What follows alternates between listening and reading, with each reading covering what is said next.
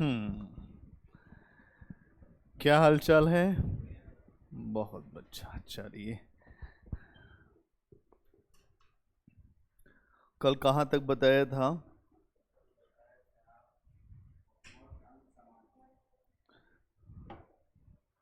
समाज समझ में आ गया था।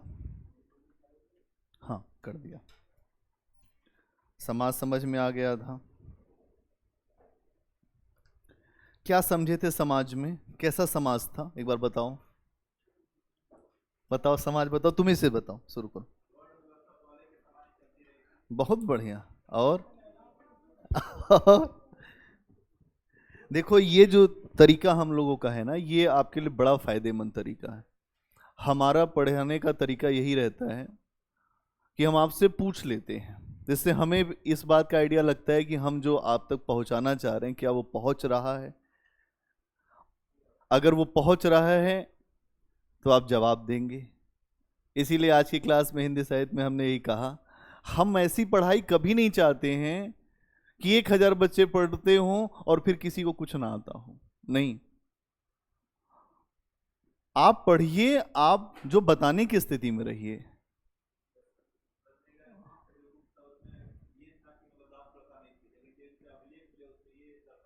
हम्म। बहुत बढ़िया।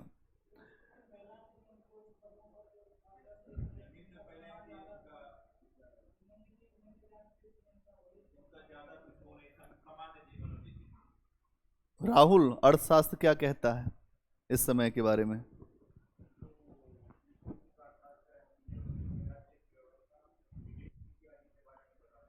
ठीक। और इसके अलावा?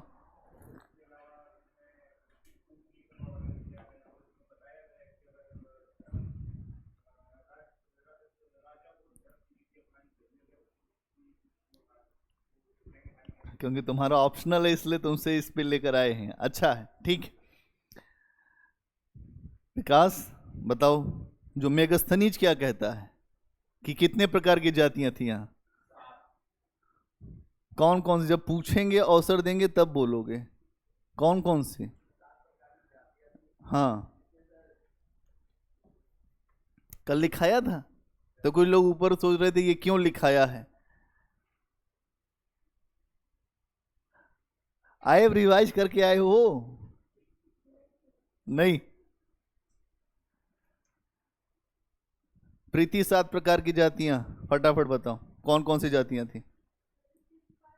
हाँ। हाँ। हम्म। दार्शनिक बताया था। और शिल्पी बताया था। योद्धा बताया था। फिर शिकारी बताया था। किसान बताया था। पशुपालक बताया था। कारीगर बताया था। ये सारी बातें बताई थी। अच्छा, अर्थव्यवस्था बताओ। अर्थव्यवस्था, मौर्यों की अर्थव्यवस्था। अर्थव्यवस्था बताई थी कल ना? हाँ। नहीं, पूरी अर्थव्यवस्था के बारे में बताओ, कंप्लीट अर्थव्यवस्था में। दो पक्ष है, एग्रीकल्चर का और उद्योग व्यापार का। पहले एग्रीकल्चर बताओ। ठीक।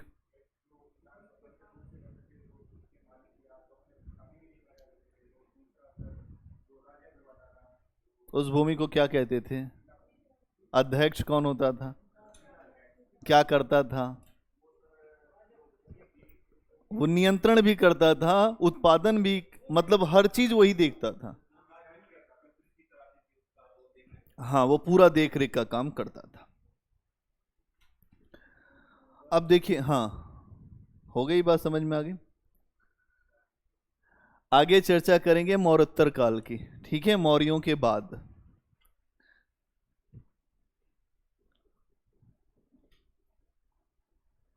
मौर्योत्तर काल। मौर्योत्तर काल क्या है? इसमें आप देखें, 200 बीसी से 300 एडी का जो समय है, ये मौर्योत्तर काल का है।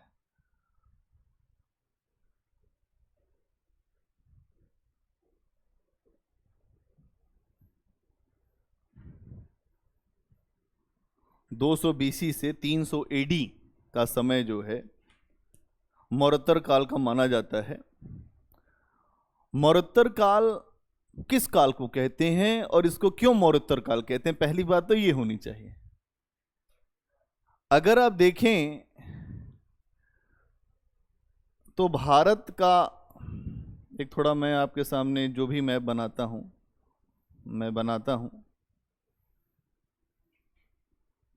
एक पूरा क्षेत्र ऐसे समझ लो कि भारत का एक मैप है, जिसमें ये जो हिस्सा है यहां बैक्ट्रिया, ये हिस्सा बैक्ट्रिया, इसके बाद आप देखते हैं तो आगे बढ़ के शक और यूनानी, शक और यूनानी। शक कौन है, यूनानी कौन है, अभी इस पे जाएंगे। आगे चल के आप देखेंगे कि भारत में अलग अलग हिस्सों में मौरोत्तर काल में अलग अलग लोग आए। क्या हुआ, अलग अलग लोग आए। जैसे इस इलाके में अगर आप देखोगे, ये जो इलाका है, तो यहां पर बेसिकली आपको कुषाण दिखाई देंगे। इस समय कौन दिखाई देगा, कुषाण दिखाई देंगे। और इसके अलावा यहीं पर आपको ये जो पूरा इलाका जो है, यहीं पर आपको दिखाई देंगे शुंग वंश के लोग भी, जो शुंग वंश है वो भी दिखाई देगा। इसके अलावा आपको यहां पर कर्ण वंश दिखाई देगा, शुंग वंश, कर्ण वंश, ये सारे वंश दिखाई देंगे। इसके अलावा भारत में और क्या दिखाई देगा इस समय, पहलव दिखाई देंगे। ये जो इलाका है यहां पर दिखाई देंगे पहलव। ये सब विदेशी ही हैं। ये आप देख रहे हैं, ये लोग तो भारत के हैं, बाकी ये सब के सब जो हैं विदेशी हैं। हाँ, जो कुषाण भी विदेशी हैं। इसी का शासक था कनिष्क, कनिष्क महान इसी का शासक था। उसको भी महान कहते हैं, कनिष्क महान।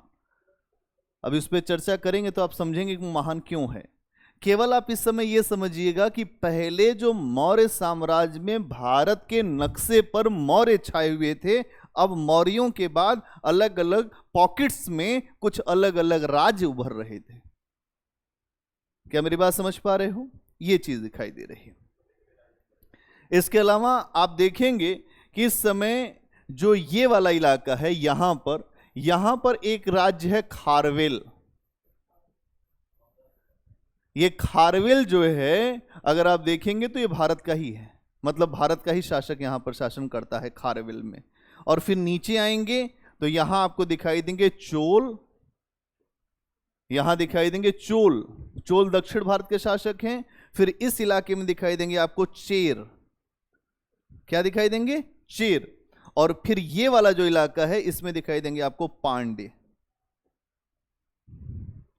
चोल, चेर, पांडे।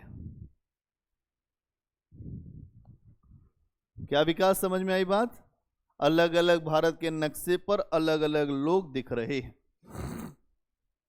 अब यहां समझना पड़ेगा कि ये काल आमतौर पर पहले जब रिसर्च बहुत कम हुई थी तो लोगों ने कहा कि जब एक केंद्रीय सत्ता नहीं है, अलग अलग सत्ताएं दिखेंगी, इसका मतलब कि उस समय अच्छा समय नहीं था। इसीलिए भारत के जो इतिहास जब बहुत ज़्यादा रिसर्च नहीं हुआ था, तब हम ये मानते थे कि मौर्यों के बाद भारत में अंधकार का काल आ गया, एक डार्क एरा आ गया। लेकिन जब हम कायदे से हमने रिसर्च किया इस पूरे समय पर, तो आपको ये दिखाई दिया कि इस समय बड़े बड़े जो व्यापारिक लाभ हमको प्राप्त हुए। हम इस समय चीन के जो सिल्क रूट से हम मध्यस्थ की भूमिका से जो कुषाण शासक थे वो फायदा कमाते थे। मतलब भारत इस समय मध्यस्थ के रूप में खूब पैसा कमा रहा था। इसीलिए इस समय मौरोत्तर काल में भारत में सबसे ज्यादा सोने के सिक्के चले, और वो सिक्के अच्छी क्वालिटी के चले। क्योंकि अगर आप सिक्कों के आधार पर भी इतिहास लिख सकते हो, इतिहास लिखना कोई बड़ी बात नहीं है। हम यहां से निकले, हमें सिक्का मिल गया, हम सिक्के के आधार पर अनुमान लगा के आपको बता देंगे कि उस राज्य की अर्थव्यवस्था कैसी रही होगी। शुद्ध सोने का सिक्का वही चला सकता है जिसके राजकोष में पूरा पैसा भरा हो। BMW से कौन चलेगा? इसके बाद पैसा अथाह हो, 1-2 करोड़ का मतलब ना हो। इसका मतलब सिक्के के आधार पर भी बाद में जब इतिहास लेखन हुआ तब ये पता चला कि नहीं, ये जो काल है वो अच्छा काल है। अब हम लोग तो सबसे पहले फिर क्या देखें, इसमें स्रोत, इस काल के बारे में जानकारी की हमारे पास स्रोत क्या है।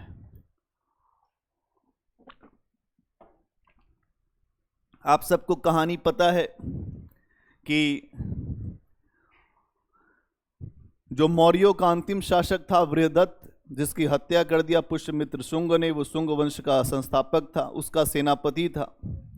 ठीक है, बृहदत्त का सेनापति था। उसने देखा कि बृहदत्त जो है अत्यधिक शांति प्रिय नीतियों का पालन करता है, केवल धर्म प्रचार कर रहा है। और उसके बाद उसने अपने प्रयासों से अपनी जो उसकी सेना थी मौर्यों की सेना, लेकिन उस सेना को अपने पक्ष में करके बृहदत्त की हत्या कर दिया। और उस हत्या करने के बाद अपने शुंग राजवंश की स्थापना किया।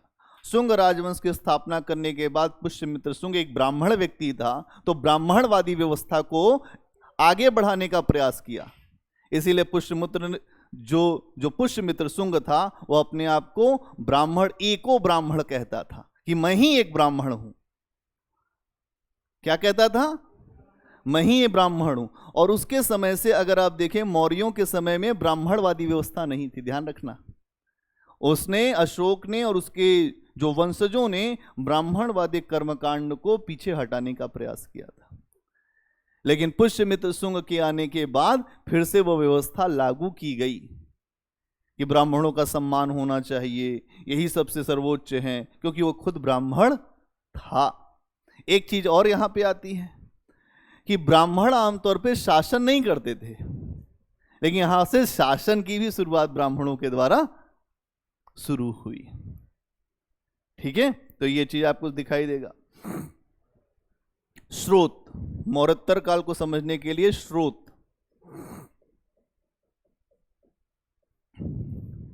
क्या स्रोत हैं? इसमें आपको दो प्रकार के स्रोत दिखाई देते हैं, जैसा आप जानते हैं। आपस में एकदम बातचीत नहीं, मैं पूछूंगा, बिल्कुल मेरा आपके ऊपर दिमाग है। साहित्यिक स्रोत और पुरातात्विक स्रोत।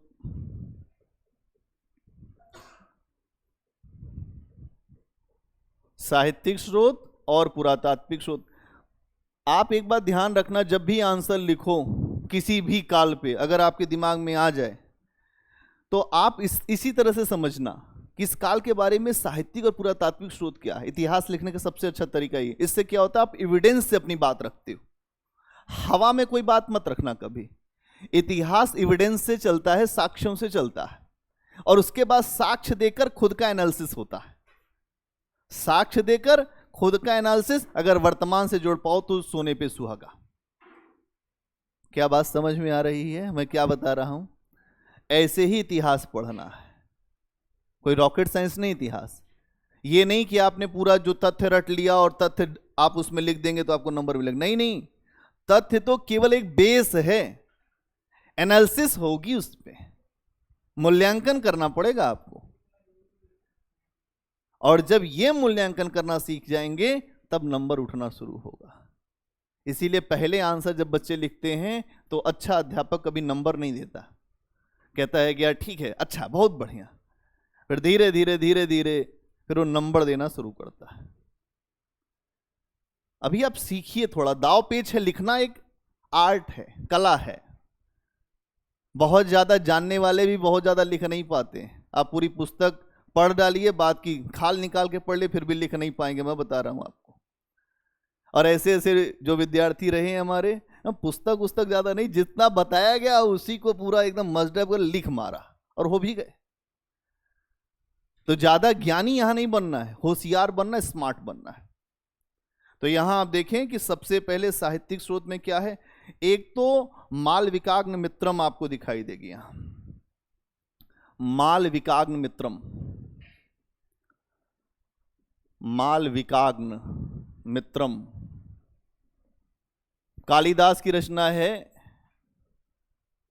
मालविकाग्न मित्रम, जिसमें जो अग्निमित्र और एक मालविका नाम की राजकुमारी के जो प्रेम संबंध की कहानी रखा गया है मालविकाग्निमित्रम में। और ये अग्निमित्र वही जो पुष्यमित्र सुंग के ही परिवार में है, ठीक है, उससे भी इस काल की जानकारी मिलती है।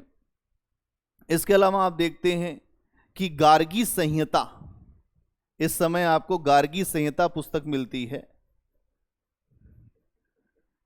गार्गी संहिता, इससे यह सूचना मिलती है कि भारत के अंदरूनी हिस्सों में जो विदेशी लोग हैं वो प्रवेश करने लगे थे, जो गार्गी संहिता है,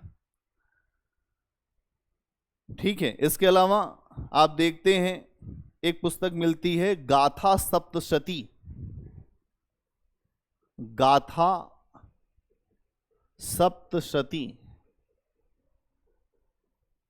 गाथा सप्तशती। इस पुस्तक में अगर आप देखेंगे तो यहां पर ये प्राकृत भाषा में है और इसमें सातवाहनों की जानकारी मिलती है।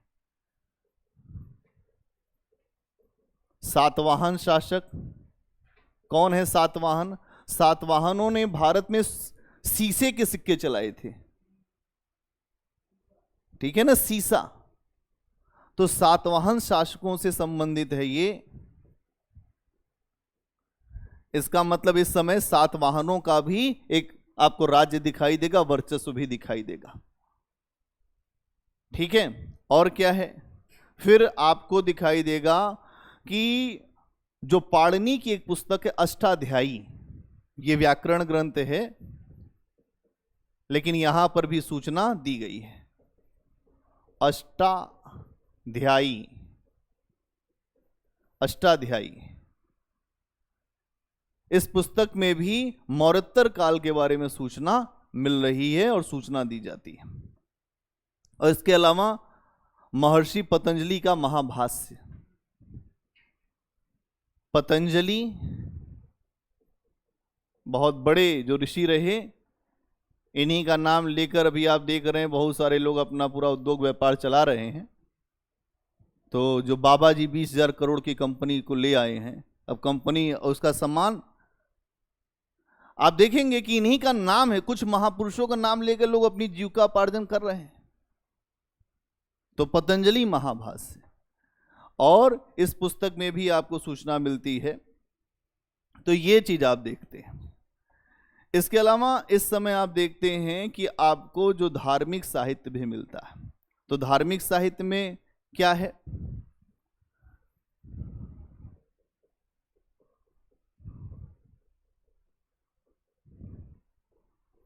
धार्मिक साहित्य में आप देखते हैं तो आपको इस समय स्मृतियां दिखाई देंगी, कई स्मृति। स्मृति क्या है? स्मृति का मतलब होता है कि जो आपने याद रखा है उसी को कानून के रूप में स्थापित कर दिया है, स्मृति।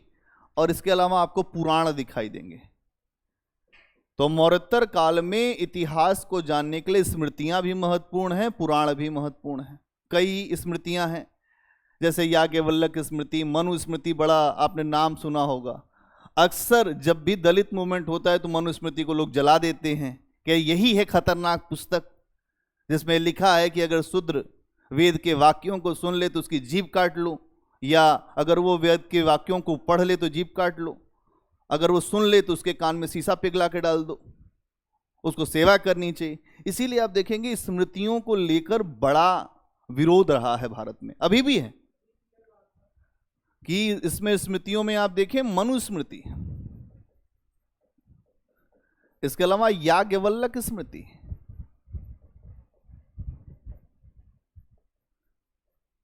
ये स्मृतियां क्या हैं? समाज को संचालित करने के विधान हैं यहां पर।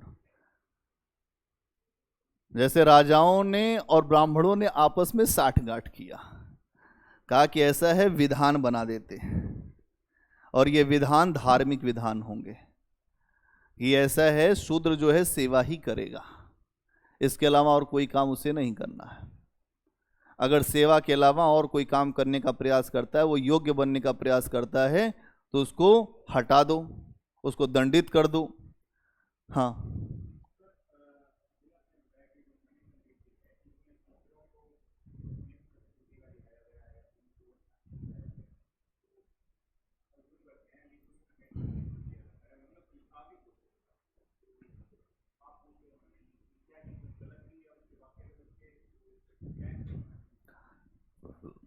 पहली बात, आपका जो प्रश्न है, मनुस्मृति महाराजा मनु से संबंधित नहीं है। ठीक, जैसे यहां पर नाम लेकर जो पतंजलि का अभी काम हो रहा है, वैसे ही मनु का नाम लेकर कुछ लिखा गया। क्यों? महाराजा मनु जो हैं, उन्हीं के नाम से इस धरती पर जो लोग हैं वो लोग मनुज कहलाते हैं या मनुष्य कहलाते हैं। ठीक, उनकी संतान हैं आप, उनके नाम पर बहुत समय से लोगों में श्रद्धा है। बाद में मौर्योत्तर काल में उन्हीं का नाम लेकर कुछ सामाजिक विधान, नियम, कानून बनाए गए समाज को संचालित करने के लिए। उस नियम का महाराजा मनु से कुछ मतलब नहीं। लेकिन जैसे मान लीजिए कि आपके नाम का सम्मान है, डंका बजता है, आपके नाम पर मैं काम करा दूं, मनुस्मृति स्वीकार्य नहीं हो सकती। मैं ला के अभी मनुस्मृति आपके सामने पढ़ दूं, आपकी हालत खराब हो जाएगी। मैं मजाक क्यों? क्योंकि मैंने ये सारे टॉपिक पढ़ाए हैं, मैंने विश्वविद्यालय में भी पढ़ाए, तो विश्वविद्यालय में इस पे बहुत डेप्थ में जाके पढ़ाते हैं। ठीक, लेकिन कंपटीशन में इसकी जरूरत नहीं है, इसलिए हम बहुत हल्की बात बताएंगे आपको कि मनुस्मृति जो है वो राजाओं के द्वारा और ब्राह्मणों के साठगांठ से एक व्यवस्था, सामाजिक व्यवस्था के लिए लिखवाया गया। यस, याज्ञवल्क्य स्मृति। अब आप बताओ, याज्ञवल्क्य ऋषि बहुत बड़े ऋषि थे, उनकी 2 पत्नियां थी, गार्गी और मैत्रेयी। याज्ञवल्क्य ऋषि मोक्ष की तलाश में गए थे अपनी पत्नी को छोड़कर, फिर वो क्यों विधान देने जाएंगे आपके लिए, वो भी सामाजिक विधान?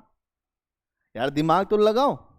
इसीलिए स्मृतियों पर, पुराणों पर बहुत ज्यादा विश्वास इतिहास में नहीं है, इसे धार्मिक साहित्य कहकर अलग कर दिया जाता है। हम बात करेंगे अभिलेख पे, हम बात करेंगे किसी ऐसे व्यक्ति के साक्ष्य पर जो थोड़ा मजबूत हो। अब इसमें तो यही सब होगा जो पुराण में आप देखें, अग्नि पुराण, वायु पुराण, विष्णु पुराण, सब पुराण हैं, खूब उसमें कहानियां लिखी हैं। इस वंश, ये जो राजवंश, इसका संबंध हमारे से, इसका संबंध हमारे से है, पूरी वंशावलियां दी गई हैं पुराणों में। तो यहां समझना पड़ेगा, ये जो मनुस्मृति है, याज्ञवल्क्य स्मृति है, उससे भी इस समय के बारे में जानकारी मिलती है। ठीक है, और पुराण, ठीक, इसके अलावा और कहां से मिलती है? बौद्ध साहित्य। क्योंकि अब जो भी कुछ मिलेगा बौद्ध साहित्य में भी मिलेगा, क्योंकि बौद्धों का एक पूरा उभार हो चुका है, तो बौद्ध साहित्य से भी आपको जानकारी मिलेगी। इस समय आप देखेंगे कि अश्वघोष नाम के एक बड़े बौद्ध जो संत हैं, अश्वघोष,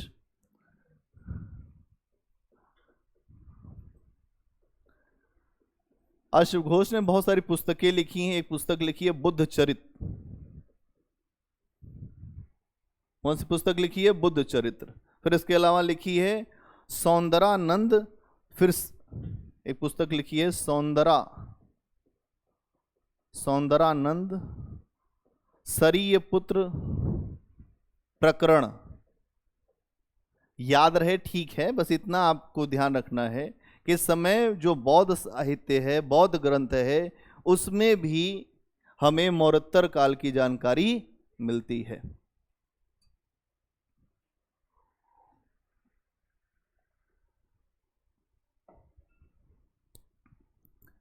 ठीक है, तो ये क्या हो गया? जो साहित्यिक में आपने इसमें देखा अलग अलग पक्ष।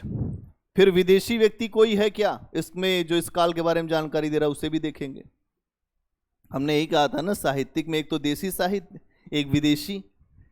याद आ रहा है? दिमाग में कुछ बैठा है कि नहीं बैठा है? नोट्स जब आया करो क्लास में तो रिवाइज करके आया करो, हवा में मत आया करो। हवा में नहीं सीन आपका दिखना चाहिए, आप हवा में हो। चेहरे के भाव बताते हैं, क्योंकि हम थोड़ा मनोविज्ञान भी पढ़े हैं, तो जब दिमाग उड़ जाएगा तो हम पकड़ लेंगे यहां से।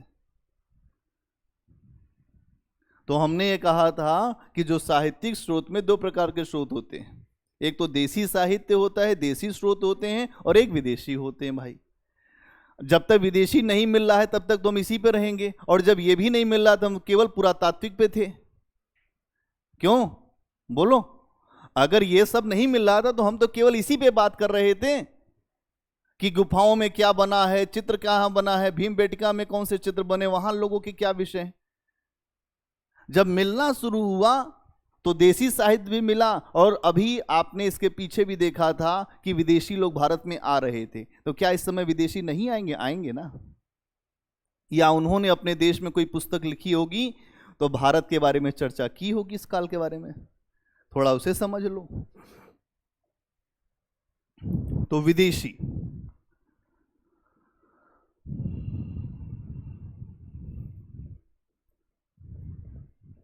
तो विदेशी स्रोत क्या है?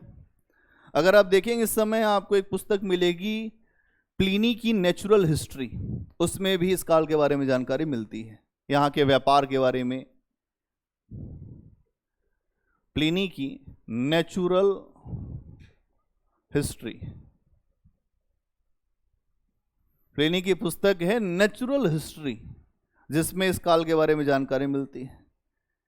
एक व्यक्ति है टॉलमी,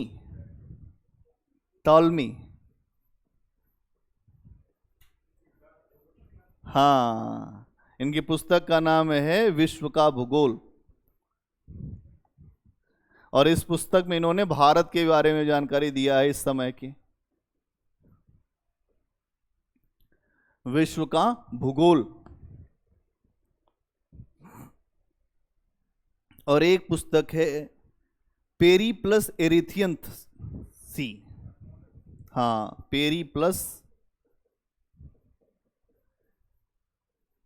इरिथ्रियन सी, जिसके लेखक अज्ञात हैं, लेकिन इसमें भी बहुत सारी जानकारी भारत के व्यापार वाणिज्य के बारे में दी गई है। पेरी प्लस इरिथ्रियन सी, ठीक। कौन सी पुस्तक है? पेरी प्लस इरिथ्रियन सी। इसमें इसके जो लेखक है अज्ञात, मतलब अज्ञात का मतलब इसके लेखक नहीं मिले, कौन लिखा ये नहीं पता, लेकिन बात ये समझनी है कि इसने भारत के बारे में, भारत के व्यापार वाणिज्य के बारे में समझाया है। इसका मतलब भारत का व्यापार कुछ अच्छी स्थिति में रहा होगा, तभी कोई व्यक्ति कुछ लिखेगा आपके बारे में। कोई व्यक्ति आपके बारे में क्यों लिखेगा? बोलो, अच्छा करोगे तभी तो लिखेगा। हाँ, जो बुरा करोगे तो लिखेगा ही, लेकिन अच्छा करोगे तो ज्यादा उसके मन में भाव आएगा। नहीं, जब बुरा करेगा तो एकदम खराब ही लिख देगा। जैसे अंग्रेज लिखते थे, आपकी बुराई करने पे आए तो आपकी सारी अच्छाइयों को मार दिया। मारा कि नहीं मारा? अंग्रेज जब आए तो आपका ब्रेन वॉश करने के लिए उन्होंने साम्राज्यवादी इतिहास लेखन कराया। कहा ऐसा है, भारत का इतिहास बड़ा खराब सा है, ये हमेशा से पराजित लोग रहे हैं, हमेशा से हारे हुए लोग रहे हैं, और इन पे हम ही नहीं, बहुत पहले से लोगों ने शासन किया है, तो हमारा आना कोई गलत नहीं है, हमारा आना कोई गलत नहीं है। दूसरी बात, उन्होंने कहा कि आर्य हमारे ही भाई थे जो यहाँ आए, और ये आर्य उच्च कुल में हैं, और जो उच्च कुल के लोग हैं वो हमारे संबंधी, इसीलिए शिक्षा भी सबसे पहले उच्च कुल के लोगों को दी गई। शिक्षा का निस्यंदन सिद्धांत, फिल्ट्रेशन थ्योरी। अंग्रेज होशियार बहुत थे, उनको ये पता था कि जो उच्च वर्ग के लोग हैं उनके साथ संबंध बनाना है, हायर क्लास के लोगों के साथ संबंध बनाना। इसीलिए भारत में एक विश्वस्त वर्ग उनको मिला शासन को संचालित करने के लिए, नहीं तो अंग्रेज 200 साल यहां रह नहीं पाते। अब आप सोचते होंगे, आपके दिमाग में आता होगा, इतने से अंग्रेज आए, क्यों रुक गए? होशियार आदमी दुनिया के ब्रेन पे कंट्रोल कर लेता है, इसीलिए उन्होंने सिद्धांत दिया सभ्यता का सिद्धांत, इसीलिए उन्होंने सिद्धांत दिया व्हाइट बर्डन थ्योरी, हम आपको सभ्य बनाने आए हैं, असभ्य बर्बर हो। हम ईसाई हैं, हमने संसार में देखा था कि हमारे, इसको बंद करो यार, हमने संसार में देखा था कि असभ्यता है, बर्बरता है, और भारत में भी बर्बरता है। तुम जंगली हो, तुम सपेरे के देश हो तुम्हारा। हम आए हैं कल्याण के लिए। जब मैं आपको उस समय आऊंगा मॉडर्न इंडिया, तो हम लोग ईसाई मिशनरियों की बात जब करेंगे तो आपको समझ में आएगा ईसाई मिशनरी कहते बहुत कुछ है, लेकिन करते केवल अपनी वाली है। यहां पर आप देखेंगे कि विदेशी व्यक्ति भी इस समय के बारे में सूचना देता है। इसके अलावा अगर हम बात करें पुरातात्विक स्रोत की, अब किसकी बात कर ले? पुरातात्विक।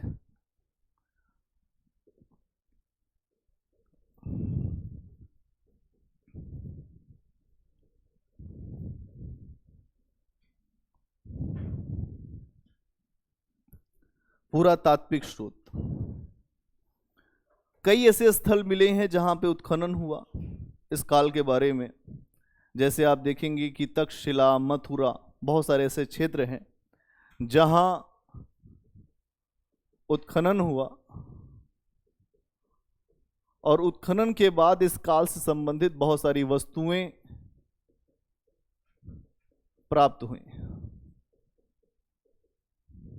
जो हमें इस बात की सूचना देते हैं कि इस काल का जो माहौल था, इस काल में व्यापार वाणिज्य कैसा था, इस काल में स्थितियां कैसी थी।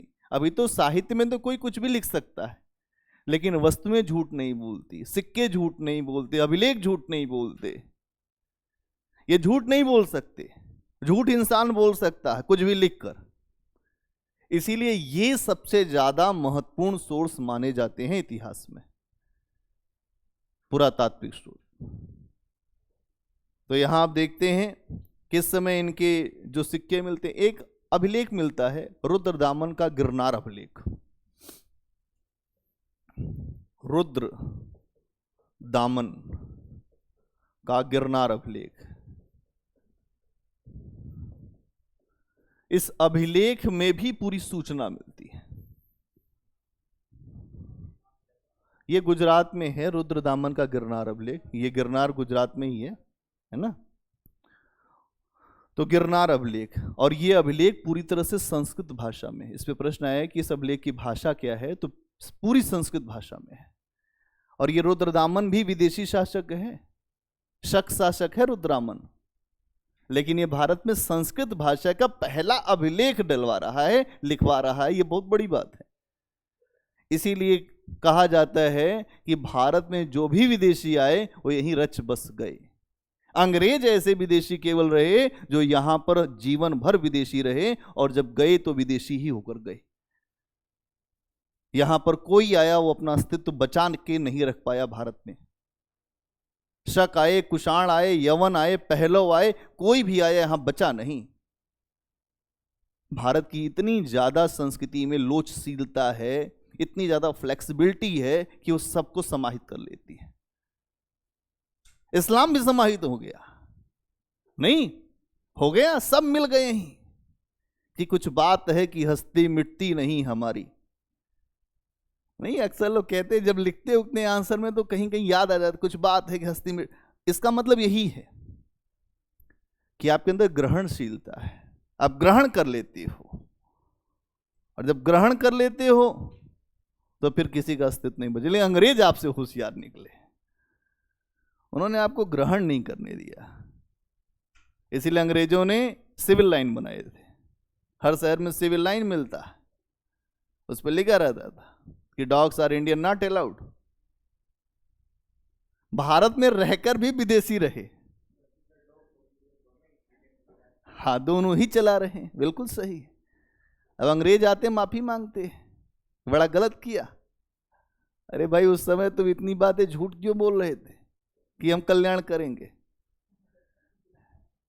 तो यहां आपको रुद्रदामन का गिरनार अभिलेख मिलेगा, जो संस्कृत भाषा का अभिलेख है। संस्कृत भाषा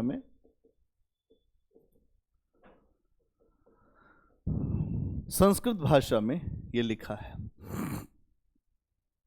और संस्कृत भाषा में ये जो लिखा पहला अभिलेख है, ये भी कर लेना, पहला अभिलेख है। इसके अलावा हम देखते हैं तो यहां पर एक अभिलेख आपको मिलेगा विदिशा में, हेलियोडोरस का आपको जो विदिशा लेख मिलेगा।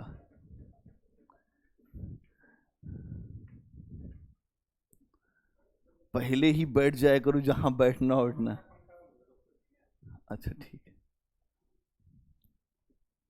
अब ठीक है। तो जो दूसरा अभिलेख है वो क्या है? आप देखते हैं कि जो दूसरा अभिलेख है विदिशा लेख है। तो विदिशा लेख, ये लेख हेलियोडोरस, बड़ा महत्वपूर्ण, इस पे बहुत सारे क्वेश्चन प्री में आए हुए हैं, सब नोट करते चलो सब। हेलियोडोरस ये एक विदेशी व्यक्ति है, इसने एक विदिशा लेख लिखवाया जो मध्य प्रदेश के विदिशा में है, और इस लेख में यह कहा गया कि मैं भगवान विष्णु भागवत का बड़ा उपासक हूं। एक विदेशी व्यक्ति है जो कह रहा है मैं विष्णु का बड़ा उपासक हूं, मुझे भागवत धर्म बड़ा ही अच्छा लगता है। तो कुछ कहां? हेलियोडोरस, हेलियोडोरस ये भागवत धर्म से, भागवत धर्म से संबंधित है ये लेख। ये एक विदेशी व्यक्ति है जिसने विदिशा लेख लिखवाया, और इसने कहा कि मैं यहाँ के भागवत धर्म से बहुत ज़्यादा प्रेरित हूँ, मुझे बहुत प्रेरणा मिलती है और मैं इसी के प्रति अनुरक्त भी हूँ। क्या क्लियर है? बोलो। इसके अलावा आप जो सिक्के देखते हो ये तो आपने समझ लिया, फिर सिक्के देखते हो, सिक्के में आपको सोने, चांदी, तांबा, सीसा, मतलब शीशे, सिक्के में भी वैरायटी, एक ही प्रकार का सिक्का नहीं। इसका मतलब कि लोग बहुत विकसित अपने आप को कर चुके थे, शीशे के सिक्के भी चला रहे हैं। मौर्योत्तर काल में हम देखते हैं सिक्कों में हमें डाइवर्सिटी दिखाई देती है, अलग अलग विविधता दिखाई दे रही है। और जब सिक्कों में विविधता दिखाई देगी तो अर्थव्यवस्था मजबूत होनी ही है। अगर सिक्के न दिखे, आप देखते हैं कि गुप्त काल के समय को स्वर्ण काल मानते हैं इतिहासकार, लेकिन जब सिक्कों की बात आई, गुप्तों के सिक्के उठाए गए तो सोने के सिक्के में जबरदस्त मिलावट थी। इसका मतलब क्या है कि आपकी अर्थव्यवस्था खराब हो चुकी थी, आप केवल जो दिखाने में चल रहे थे, आपके पास पैसा नहीं था, सोने में आप तांबा डाल रहे थे, आप उसमें मिलावट कर रहे थे, आपका व्यापार वाणिज्य जब खत्म हो रहा था। इसका मतलब आपके नीचे के जो लोग हैं आपकी बात नहीं सुन रहे थे, इसीलिए वहां पर सामंतवादी प्रवृत्तियों का विकास हुआ गुप्तों के बाद में। तो 750 से लेकर 1200 तक का काल भारत में सामंतवाद का काल माना गया। समझना पड़ेगा इस बात को। क्या समझ पाए में आ रहा है विकास? इस समय का जो माहौल है वो माहौल क्या है? यहां आप देख रहे हैं कि अभी सिक्के कई प्रकार के मिल रहे हैं, वैरायटी वाले सिक्के मिल रहे हैं। और जब सिक्के वैरायटी वाले मिलेंगे, इसका मतलब अर्थव्यवस्था बहुत अच्छी चल रही है, अर्थव्यवस्था काफी ठीक चल रही है। ठीक है। इसके अलावा आपको मृदभांड, तो मृदभांड तो हर समय मिलते थे भाई। मिट्टी के बर्तन मिले तो हम ये मान लेंगे कि बहुत अच्छा, नहीं ठीक है। हम किसी के घर गए, आप लोगों ने मुझे कहा कि सर आप आ जाइए हमारे घर, हम गए, जैसा बर्तन हमारे यहाँ वैसा बर्तन आपके यहाँ, तो कोई बहुत अंतर नहीं। लेकिन अगर आपके घर हम गए और हमको विदेशी बर्तन आपने दिखा दिया कि सर ये देखिए इटली वाला बर्तन है, और ये देखिए सोने का बर्तन है, ये देखिए हमने रोम से मंगाया था, ये हमने जो ब्रिटेन से मंगाया था, अगर आप ये मुझे बताएं, इसका मतलब मैं ये मान लूंगा कि आप बहुत समृद्ध व्यक्ति हैं, आपके यहाँ बहुत ज़्यादा आय का अर्जन होता होगा, आप बहुत अच्छी स्थिति में हैं। तो मौर्योत्तर काल में लोगों ने, एक समय इतिहासकारों के वर्ग ने कहा कि अंधकार का काल है, लेकिन जब उत्खनन हुआ, चीजें सामने निकलने आई, तभी लगा यार ये अंधकार का काल है कि प्रकाश का काल है। तो यहां आपको बर्तन दिखाई देंगे लाल मृदभांड। यहाँ के जो बर्तन है वो कैसे हैं? लाल, लाल मृदभांड। आज भी आप देखते हैं मटके उटके लाल होते हैं, लाल मृदभांड। इसके अलावा रोलेटेड वियर, ये सारे जो विदेशी बर्तन है, रोलेटेड वियर, ये ऐसे होता है। देखो भाई, अभी जो बियर मग देखा है ना, ऐसे ही बर्तन एकदम, ये लोग मंगाते थे रोम से, कहीं थोड़ा बर्तन ले आओ, तो इसका मतलब शौकीन रहे होंगे। इसके अलावा एरेटाइन वियर, एरेटाइन वियर, एरेटाइन वियर, एरेटाइन वियर। तो वियर मतलब होता है मृदभांड ही होता है, एरेटाइन वियर। और ये सारे जो वियर हैं ये सब विदेशी मृदभांड है, मतलब विदेशी बर्तन है, विदेशी। हाँ वो इंडियन है।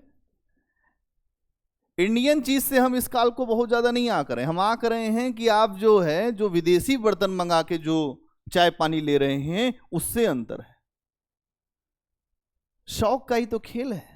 एक जूता 1000 का भी आता है, एक जूता जो 100 रुपए का भी आता है, और एक जूता 30,000 का भी आता है। एक हमारे मित्र हैं वो कहते हैं मैं 30,000 का जूता पहनता हूं। तो मैंने पूछा क्या है, तो कहे मैं चूंकि अब IAS हूं तो कुछ यही करना पड़ता है। बड़ी समस्या है। सामान तो सामान है। कुछ लोग कपड़े पे बहुत खर्च करते हैं, कुछ लोग उस खर्च को कहीं और डाल देते हैं, लोगों के लिए कर देते हैं। सोच का फर्क है। सोच बदल देंगे तो आप लोगों के लिए बहुत कुछ कर पाएंगे, लेकिन आप उपभोग करने वाले होंगे तो आप किसी के लिए कुछ नहीं कर पाएंगे। यहां आज के समय में क्या चल रहा है, लोग बड़े आदमी हैं लेकिन अपने साथ के लोगों को कुछ नहीं देना चाहते, है कि नहीं? आप 1 करोड़ कमा रहे हैं तो 1 करोड़ अपने पे उपभोग कर रहे हैं। बड़े लोग कैसे होते हैं? आप बिल गेट्स को देखिए, फिर वॉरेन बफेट को देखिए। बिल गेट्स अपनी संपत्ति का दान कर रहे हैं और अपने बच्चों के लिए बहुत कुछ छोड़ के नहीं जाएंगे। जो हल्के लोग होते हैं वो पूरा अपने ऊपर लुटा देते हैं, और जो महान लोग होते हैं उनको ये लगता है कि हम ट्रस्टी हैं इस संपत्ति के। यही है महात्मा गांधी का ट्रस्टीशिप का सिद्धांत। उन्होंने बड़े व्यापारियों कहा कि आप ये मत समझना कि 1000 करोड़ की संपत्ति आपकी है, आप इस संपत्ति के केवल ट्रस्टी मात्र हैं। आप लोगों को करिए, लोगों के कल्याण के लिए काम कराइए। वास्तव में पैसे का मतलब यही है। तो पहले के राजा महाराजा कुएं, तालाब, जो सराय, नहरें जो खुदवाते थे, सबके लिए कराते थे। ये समझना पड़ेगा। तो यहां पर आपको जो मृदभांड मिलते हैं वो विदेशी मृदभांड भी मिलते हैं। इसके अलावा एक पुस्तक मिलती है मिलिंद पन्हों, मिलिंद पन्हों। हाँ जो साहित्य में ही है, मुझे याद आ गया, मिलिंद पन्हों, उसी में जोड़ देना। ये जो मिलिंद पन्हों पुस्तक है इसको आप देखेंगे तो एक दार्शनिक है नागसेन और शासक है एक मिलिंद, उसके बीच की वार्ता है, और ये दार्शनिक वार्ता है। नागसेन और मिलिंद की वार्ता है। नागसेन और मिलिंद, जो मिलिंद पन्हों पुस्तक है ये दार्शनिक वार्ता। मतलब क्या होती है दार्शनिक वार्ता? आत्मा क्या है, ब्रह्म क्या है, जगत क्या है, क्यों जी रहे हैं, किसके लिए जीना है, ये दार्शनिक वार्ता होती है। फिर सांसारिक वार्ता क्या होती है? आज तुम क्या खाओगे, आज क्या बनना चाहिए, आज यहाँ घूम आते हैं, आज ये कर लेते हैं। संसार और धर्म या दर्शन ये अलग अलग बातें हैं। हाँ बौद्ध धर्म का है ये बौद्ध धर्म से संबंधित है भाई, इसको कर लो। ये जो दार्शनिक वार्ता है ये बौद्ध धर्म,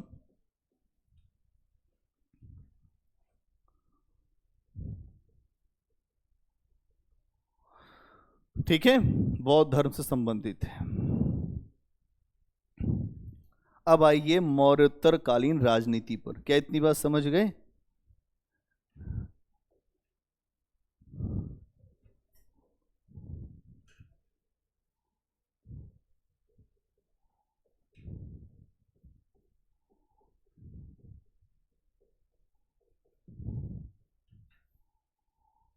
मौर्योत्तर कालीन राजनीति, ये मौर्योत्तर कालीन राजनीति कैसी है?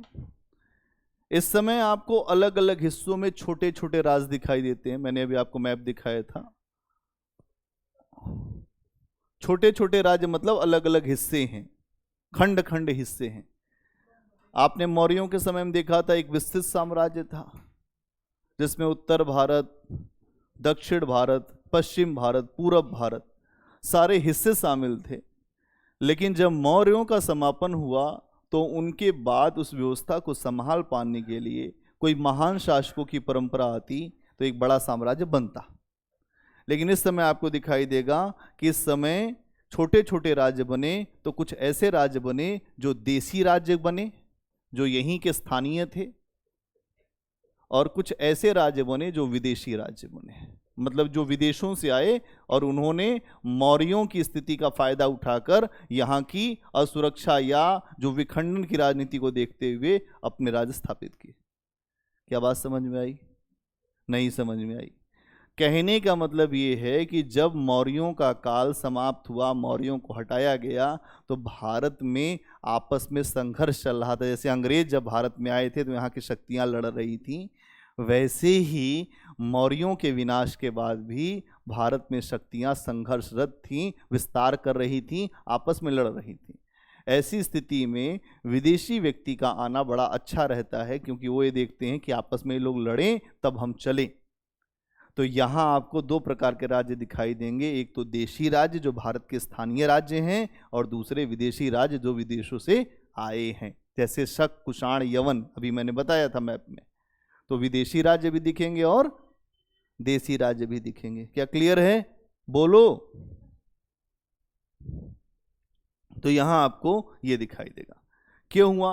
क्योंकि अंतिम मौर्य शासक जो था वृहदत्त, जब उसकी हत्या हो गई तो उसी समय से, उसकी हत्या के पहले से भी आप देखेंगे तो प्रयास होने लगे थे, क्योंकि वो कमजोर हो चुका था। अत्यधिक शांति प्रिय उसकी नीतियां थी। उसकी नीतियों के कारण जो है विदेशी लगातार भारत की सीमाओं पर आक्रमण कर रहे थे, और आक्रमण करते करते धीरे धीरे जब उसकी हत्या हो गई, उसके सेनापति ने राज्य बना लिया, तो और हौसले बुलंद हो गए विदेशियों के। उन्होंने धीरे धीरे भारत के अलग अलग हिस्सों पर अपने राज्य स्थापित कर लिए।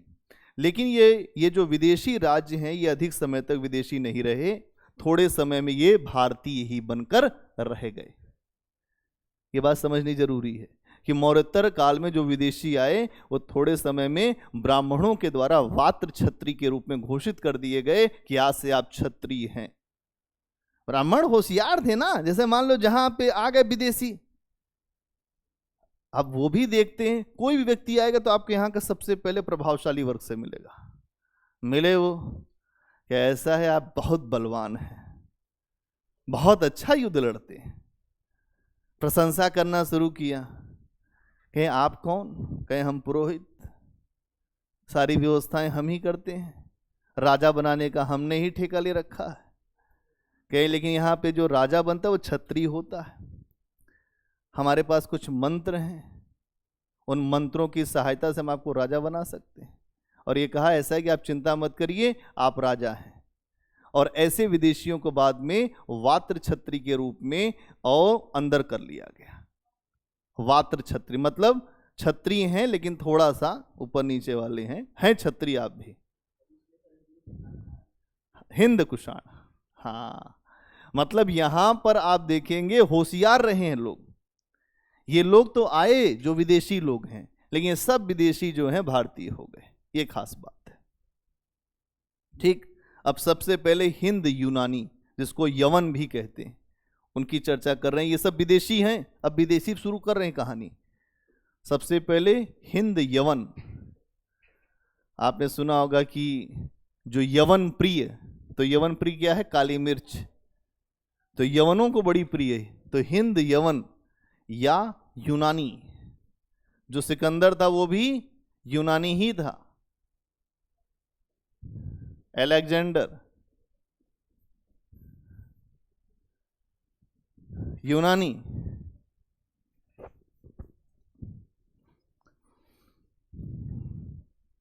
ये जो यूनानी थे ये कब आए? तो इनका ऐतिहासिक साक्ष्य मिलता है कि जब सिकंदर ने भारत में आक्रमण किया तब से ये आना शुरू किए। और वर्तमान में अगर आप देखें तो अफगानिस्तान का जो हिस्सा है उसी के ऊपरी इलाके में ये लोग रहते थे, वही इनका हिस्सा था। हाँ हाँ, जो बैक्ट्रिया अभी मैंने आपको बताया था, बैक्ट्रिया, तो वहाँ वो रहते थे अफगानिस्तान के ऊपरी हिस्से पर। कहाँ रहते थे? अफगानिस्तान के ऊपरी हिस्से, अर्थात बैक्ट्रिया। बैक्ट्रिया में रहते थे और इनके समय में सबसे महत्वपूर्ण व्यक्ति कौन है? सिकंदर महान, Alexander the great Alexander, Alexander नाम था, है ना। तो आप देखते हैं कि ये ऊपरी हिस्से पर रहते थे, लेकिन जब धीरे धीरे आपने अभी समझा था कि अशोक के बाद जब उसके उत्तराधिकारी कमजोर हो गए तो भारत में प्रवेश करना आसान था, और जब प्रवेश करना आसान था तो उन्होंने भारत पर आक्रमण किया, क्योंकि वो लोग अब जो आक्रमण कर रहे हैं वो सब सिकंदर के ही उत्तराधिकारी हैं, है ना, उसी के। भाई पोरस तो भारतीय शासक था जिसको उसने हराया था। हाँ, पोरस लड़े थे। जब सिकंदर आया था आक्रमण करने के लिए, थोड़ा सा कहानी बच्चा जानना चाहे सुन लो थोड़ा। अब देखो, जब सिकंदर का समय था, जब सिकंदर आया आक्रमण करने, तो वही समय है चंद्रगुप्त मौर्य का। उससे पहले तो वहां पर जो समय है घनानंद का, उस समय ये सूचना मिली थी कि घनानंद की सेनाएं बहुत बड़ी सेनाएं हैं, और यहां पर अगर जब सिकंदर आएगा तो एक बड़ा संघर्ष करना पड़ेगा। लेकिन सिकंदर ने कहा हम हर संघर्ष करने को तैयार हैं। उसने अपनी सेनाओं को लेकर वो आगे बढ़ा और भारत की सीमाओं के पास पहुंचा, और सीमाओं पर एक शासक था पोरस, राजा पुरस, उसका नाम पुरुष भी आता है कहीं कहीं, पोरस से संघर्ष हुआ। मैंने आपको बताया था पोरस से संघर्ष के बाद सिकंदर की विजय हुई, लेकिन उसकी सेनाएं इस बात से विचलित हो गई कि बहुत समय से अपने घर से दूर थी। ऐसा हिटलर के समय में भी हुआ था, जब उसकी सेनाओं ने कहा था अब हम आगे नहीं बढ़ेंगे। ऐसा ही यहां भी हुआ कि सिकंदर की सेनाओं ने कहा कि हमें अपने घर जाना, सब रोने लगे कि घर जाएंगे घर जाएंगे, और वहीं से सिकंदर की सेनाएं वापसी करने लगी। तो जीतने के बाद भी सिकंदर ने अपना राज्य पोरस को दे दिया था, क्योंकि पोरस के साथ अच्छा व्यवहार, अच्छी मैत्री संधि हो गई थी। और बाद में आप देखेंगे कि सिकंदर वहां से वापस लौटा। अखलीस वंश का ये व्यक्ति था, अखलीस वंश एक था वहां पे बैक्ट्रिया में, अखलीस वंश से ही जुड़ा हुआ था सिकंदर। अब यहां समझना आपको क्या है, क्योंकि आप मरुत्तर काल पर हैं, आपको समझना ये है कि अखलीस वंश के ही बाद में लोग जो हैं, जो भारत में आना चाहते थे, उन्होंने ये जब देखा कि अशोक के उत्तराधिकारी कमजोर हो चुके हैं, भारत की सीमाएं असुरक्षित हैं, तो यहाँ आना आसान हो जाएगा, तो यहाँ पर आक्रमण हुआ। इतनी सी बात है ना। तो ये चीज आपको दिखाई देगी। तो इन्होंने भारत पर आक्रमण करना शुरू किया। इनके सिक्कों के आधार पर यह आता है कि 30 यवन शासकों ने भारत पर आक्रमण किया था, जो इनके सिक्के बताते हैं। हाँ, इनके जो सिक्के हैं, इनके सिक्के ये बताते हैं कि 30 यवन शासक भारत की तरफ मूव किए थे। 30 यवन शासक भारत की तरफ मूव किए थे, जिसमें प्रमुख शासक बहुत सारे हैं। एक तो यूथिडेमस, डेमेट्रियस, मेनांडर, एक का नाम है यूथिडेमस, दूसरे का नाम है डेमेट्रियस, यूथिडेमस, फिर दूसरे का नाम है डेमेट्रियस,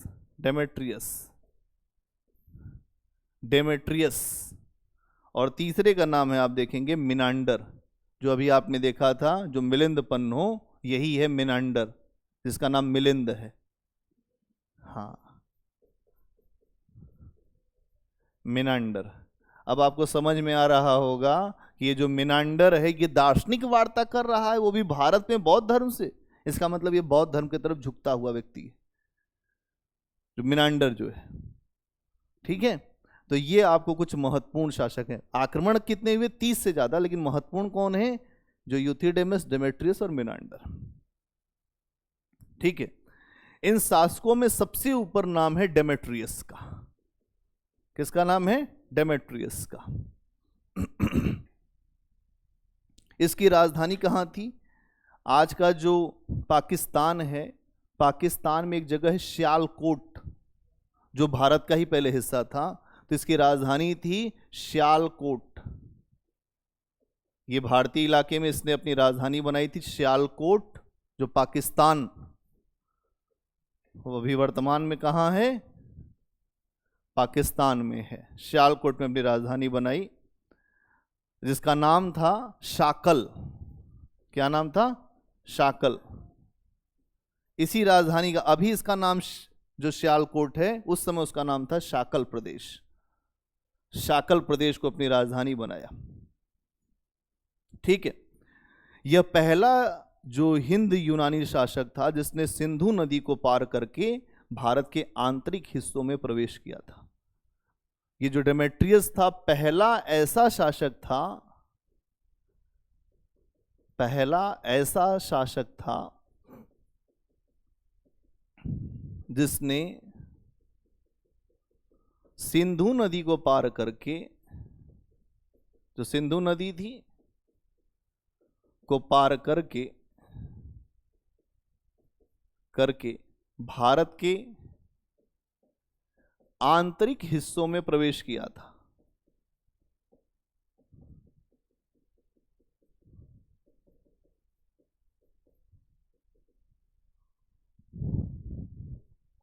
आंतरिक हिस्सों में प्रवेश किया था। भारत के अंदरूनी हिस्सों में इसने प्रवेश किया था। और यह प्रवेश आंतरिक हिस्से का मतलब क्या है? यह राजस्थान तक आ गया था। राजस्थान तक आया, और राजस्थान में एक स्थान है चित्तौड़ के आक्रमण की सूचना मिलती है। चित्तौड़, जो महाराणा प्रताप का चित्तौड़, वहां तक पहुंच गया। इसका मतलब अब भारत के अंदरूनी हिस्सों में प्रवेश विदेशी कर रहे हैं।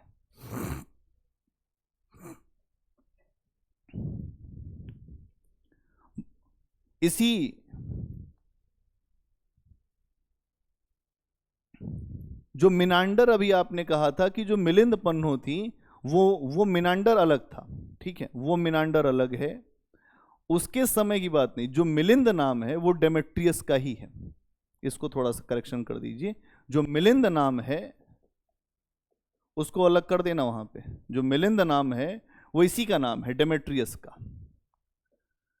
डेमेट्रियस का ही नाम जो है मिलिंद है, जिसकी चर्चा नागसेन के मिलिंद पन्नों में आती है।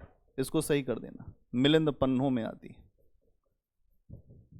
क्योंकि वहां पर जो नाम दिया गया है वो मिलिंद दिया गया है, और वो मिनांडर है, वो अलग है। मिनांडर अलग है, ये मिलिंद जो है ये नाम इसका ही है, डेमेट्रियस का। नागसेन ने इसके लिए नाम दिया था मिलिंद। ठीक है, ये थोड़ा सा अभी मेरे दिमाग में आया कि ये नाम दिया था उसके लिए। तो यहां समझना पड़ेगा कि इससे संबंधित जानकारी जो मिलती है वो मिलिंद पन्नों मिलती है, जो डेमेट्रियस के बारे में, क्योंकि डेमेट्रियस हिंद यूनानी शासकों में सबसे महत्वपूर्ण शासक है, जो भारत के आंतरिक हिस्सों तक प्रवेश कर गया था, और इसकी जानकारी इसलिए ज्यादा दी गई है। अब इतनी बात समझ गए। अब एक मेन बात समझनी है कि हिंद यवन शासकों के भारत पर आने के बाद भारतीय संस्कृति पर क्या असर हुआ, या यूनानियों के भारत पर आने के बाद भारतीय संस्कृति पे प्रभाव। हिंद यवन या यूनानी के आने के बाद भारतीय संस्कृति पर प्रभाव।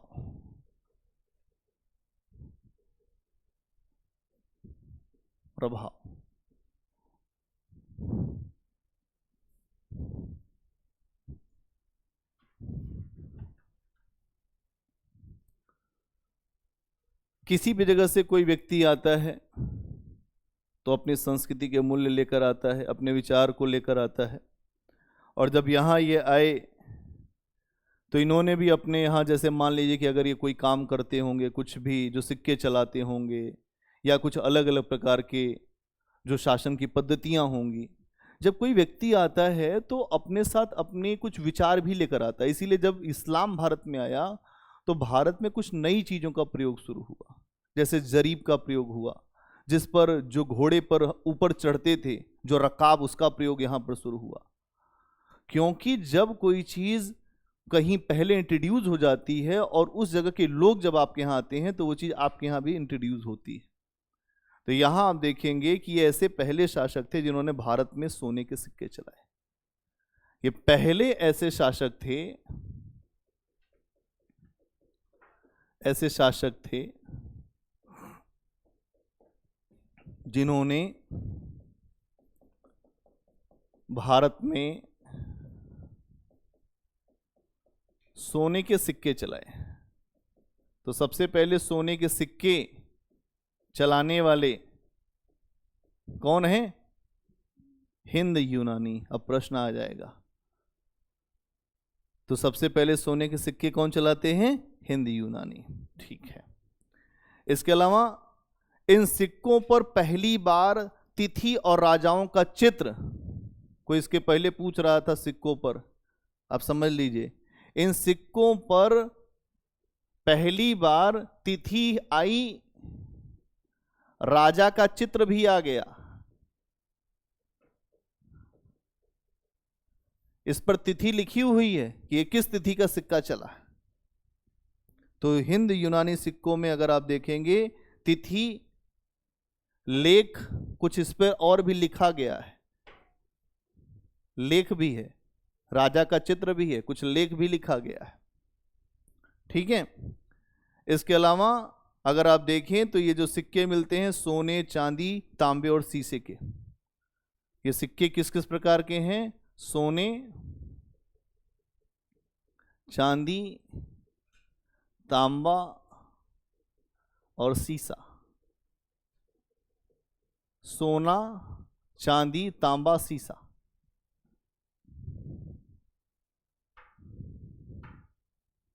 ठीक है। तो यहां पर ये सिक्के आपको दिखाई देंगे। इसके अलावा इन्होंने भारत में ज्योतिष के ज्ञान को और अच्छा किया। भारत में ज्योतिष के ज्ञान को और बेहतर किया।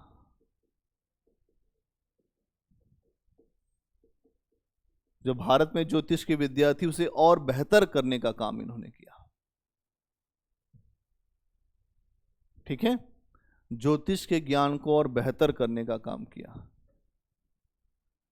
जो अगर आप देखेंगे तो भारत में ज्योतिष में कई सिद्धांत हैं। भारतीय ज्योतिष में 5 सिद्धांत हैं, जिसमें से 2 सिद्धांत अगर आप देखेंगे तो इन्हीं जो यूनानियों से हमने सीखे हैं। कौन कौन से 2 सिद्धांत हैं? एक तो रोमक और पालिश। रोमक जो ज्योतिष है, रोमक ज्योतिष, और पोलिश। तो भारत में ज्योतिष के कितने सिद्धांत? 5। उसके जो 2 सिद्धांत किसने लिए हैं? आपने लिया है हिंद यूनानियों से। यह ध्यान रखने वाली बात है कि 2 सिद्धांत आपने उन्हीं से प्राप्त किया है। इसके अलावा भारत में जो नाटकों का मंचन होता था, नाटकों के मंचन में जो पर्दे का प्रयोग हुआ है उसको यवनिका कहा गया है। क्या कहा गया है? लिख रहा हूं। भारत में नाटकों में जो पर्दे का प्रयोग किया गया है, पर्दे का प्रयोग है, वह भी हमने इन्हीं से सीखा है। भारत में जो नाटकों में पर्दे का प्रयोग होता है, एक पर्दा हटाते हैं, फिर दूसरा पर्दा लगाते हैं, फिर तीसरा पर्दा। आपने देखा नाटक, अलग अलग जो पर्दे लगा देते हैं, कभी जो बाढ़ का सीन वाला पर्दा लगा देंगे, कभी कोई वाला पर्दा लगा देंगे, फिर पर्दा हटता है, लोग ताली बजाते हैं। ये जो है, इसके लिए वहां पर एक शब्द था यवनिका। तो यवनिका को बेसिकली पर्दा ही कहते हैं। यह भी भारत में सीखा गया। तो जो नाटकों में पर्दे की व्यवस्था है, भाई पहले के जो नाटक थे इतने संसाधन होते नहीं थे, तो पर्दे पर ही चित्रकारी करके उनके पर्दे हटाते रहते थे, नाटक चलता रहता था। तो ये भी चीज आपको यहां दिखाई देगी। इसके अलावा भारत में जो ज्योतिष के ज्ञान को और बेहतर किया। जो भारत में ज्योतिष के ज्ञान को और बेहतर किया। इसके अलावा भारत में जो ज्योतिष के ज्ञान को और बेहतर किया। जो भारत में ज्योतिष के ज्ञान को और बेहतर किया। इसके अलावा भारत में जो ज्योतिष के ज्ञान को और बेहतर किया। जो भारत में ज्योतिष के ज्ञान को और बेहतर किया। इसके अलावा जो इनको सबसे ज्यादा जो पसंद था भारत से, एक तो काली मिर्च और दूसरा जो जो गरम मसाले। काली मिर्च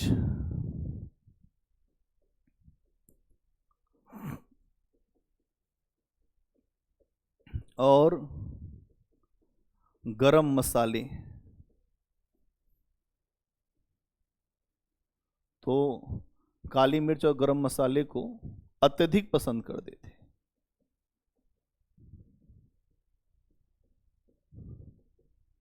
इसीलिए इसके लिए एक शब्द आया यवन प्रिय। क्या है शब्द? यवन प्रिय आया है। चलिए अच्छी बात है। इसके अलावा भारत में जो जो यूनानी लोग हैं, इनके आने से एक और कला का प्रभाव भारत पर जो पड़ा। जैसे जो भारत में मूर्तियां बनती थी, भारत की मूर्तियों पर, हाँ भारत की मूर्तियों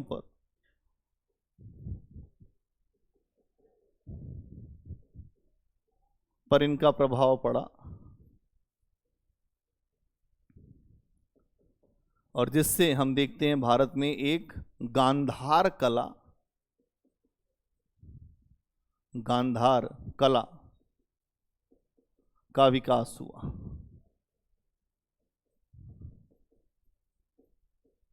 किस कला का विकास हुआ? गांधार कला का विकास हुआ। ये कला जो भारतीय कला और यूनानी कला का मिश्रण थी। क्या थी ये यूनानी कला और भारतीय कला का मिश्रण थी। यहां पे जो मूर्तियां बनाई गई हैं बुद्ध का, अगर आप देखेंगे कि गांधार कला में जो मूर्ति बनाई गई है बुद्ध की, वो जो यूनानी देवता अपोलो,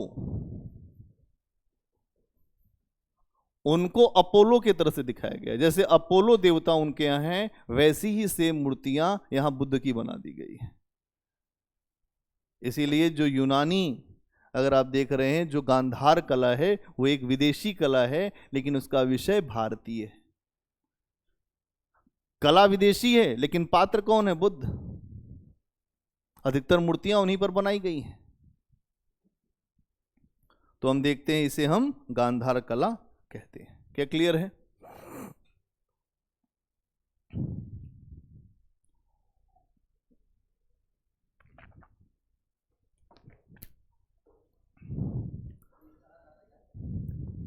याद कर लेंगे, क्यों याद तो करना ही, कुछ चीज तो याद कर लेना चाहिए। क्यों बिना याद किए काम हो जाएगा क्या? बिना याद है तो आबाद है, नहीं तो सब बर्बाद है। याद तो कुछ ना कुछ याद रखना पड़ेगा। कहानी की तरह से इतनी देर से आप समझ रहे हैं कि ये हुआ, ये हुआ, ये हुआ, ये हुआ। कहां नाम हार्ड है? क्या हार्ड है? कुछ हार्ड नहीं, सब आसान है यार। आसान, अपने दिमाग को मैसेज दो, आसान है। हाँ, all is well, all is well बोलो, सब आसान है। ये अपने दिमाग को मैसेज दोगे तो सब आसान लगेगा। ये पहले ही बता दोगे आसान नहीं, आसान नहीं है, आसान नहीं है, फिर अपने आप दिमाग मैसेज करें आसान नहीं है, समझ में नहीं आया। ठीक है, थोड़ा सा ध्यान दो, कुछ याद करने की विधियां ढूंढो जिससे याद हो। अब इसके बाद हम बात करते हैं शक, शकों का भारत में आगमन। शक कौन है? एक होता है शक, एक है ये शक। शकों का भारत आगमन। हम किसी को नहीं बुलाते, केवल लोग आ जाते हैं। हम किसी को कुछ भी नहीं कहते हैं कि आओ आओ आओ। आप सुनते हैं कि यूरोपीय कंपनियों का आगमन, अंग्रेजों का आगमन। क्यों करते हो आगमन भाई? इधर के लोग कहाँ जाए? इधर के लोग कूप मंडूक थे, मेढक। ये समुद्र छू दें तो पाप लग जाएगा। इसके अलावा इनके यहाँ व्यापार करने को बहुत अच्छा नहीं मानते थे। हाँ, ये सारी चीजें वर्जित थी। तो आप देखेंगे कि शक कौन थे। शक को आप देखते हैं तो मध्य एशिया के खाना बदोश थे। मध्य एशिया के खाना बदोश आ रहे हैं भाई।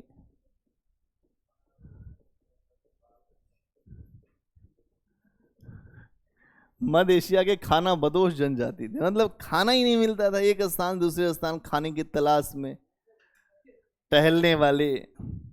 कभी ये पता चले कि वहां पे है तो वहां के जाके जो लूट मार कर लो, खा लो। कबीले में खाना बदोश का मतलब ये है कि केवल खाना ही उनके जीवन का उद्देश्य है। खाना बदोश, खाने के लिए ही वो केवल जी रहे हैं, इसका मतलब यही हुआ। और ऐसे लोग स्थायी नहीं होते, अस्थायी होते हैं, आगे बढ़ते रहते हैं, आगे बढ़ते रहते हैं। आप देखेंगे कि यहाँ पर ये लोग आए क्योंकि इन्होंने ये देखा कि मौर्योत्तर काल में मौर्यों के बाद भारत की स्थितियाँ अनुकूल हैं, यहाँ मध्य एशिया से आया जा सकता है और अच्छा लाभ हो सकता है। अब यहाँ पर आने के लिए जो विदेशी पहले हैं उनको हटाना पड़ेगा। किसको हटाना पड़ेगा? तो यहाँ पर पहले कौन है? यवन है। अब इनका यवनों के साथ संघर्ष होगा, ध्यान रखना। शकों का संघर्ष होगा क्योंकि जब भी कोई विदेशी व्यक्ति आएगा, जो पहले से विदेशी है, वो कहेगा हम तुमको नहीं आने देंगे। क्या कहेगा? हम तुमको नहीं आने देंगे। तो आप देखेंगे कि इन्होंने हिंद यवनों से संघर्ष किया, बाद में हिंद यवनों को सत्ता से बेदखल कर दिया, सत्ता से हटा दिया। किसको हटा दिया? इनको। कहा ऐसा है कि अब तुम हमारे सामने नहीं चल पाओगे, हम बहुत खतरनाक हैं, मध्य एशिया वाले हैं, कबीला है हमारा, मारते पहले हैं, उसके बाद आपको घसीट भी देते हैं। हाँ नहीं अरे ये बहुत खतरनाक कबीले थे, ये जहां जाते थे वहां पे सब कुछ समाप्त कर देते थे, किसी को नहीं छोड़ते थे। लेकिन बाद में भारत में आके शिक्षित हो गए। भारत में जो है वो शिक्षित जरूर हुआ है, अंग्रेज तो खुद ही शिक्षित थे यार, अंग्रेज तो पहले ही शिक्षित थे। तो आप ये देखते हैं कि जो शक हैं ये जब आए तो उन्होंने यहाँ पे जो पहले से शक्तियां थी यवनों के साथ संघर्ष किया, और उस संघर्ष करने के बाद भारत में अपने आप को मजबूत किया। इनकी भारत में 4 शाखाएं थी। कितनी? मतलब ये लोग थे कबीले और जनजाति, तो जनजातियों में भी 4 हिस्से थे, 2, 3 और 1, 4 शाखा। मतलब ये कहे कि ऐसा है भाई, तू इधर निकल, तू इधर निकल, तू इधर निकल, सेना ज्यादा है, एक साथ हम लोग रह नहीं पाएंगे। 4 हिस्से 4 जगह पे निकले। तो पश्चिमोत्तर शाखा, सबसे पहले पश्चिमोत्तर शाखा, जो पाकिस्तान अफगानिस्तान वाला इलाका है ना, पश्चिमोत्तर शाखा, खैबर दर्रा वाला मामला, वो पश्चिमोत्तर शाखा। इसके अलावा आप देखते हैं उत्तरी शाखा,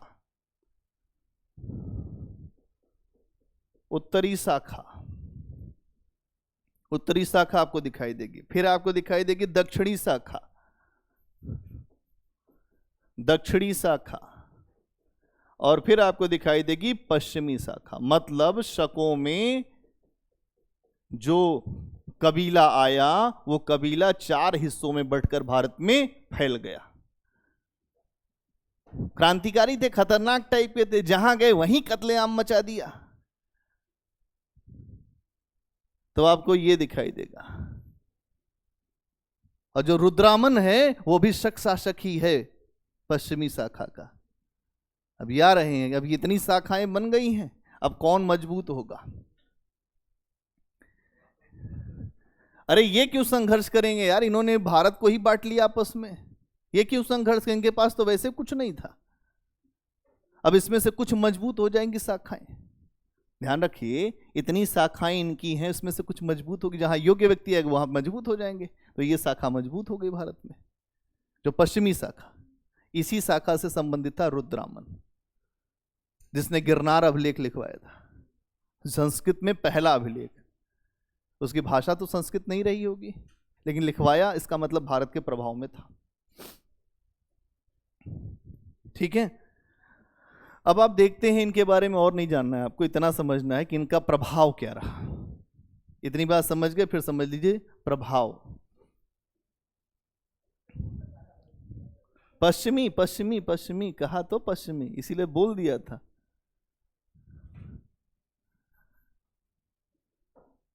प्रभाव, अगर क्लास को ध्यान से तुम सुन लो तो एक भी प्रश्न तुम पूछ नहीं सकते। हम ऐसा पढ़ाते हैं खुद, हम अपने आप को समझाते हैं फिर आपको भी समझाते हैं।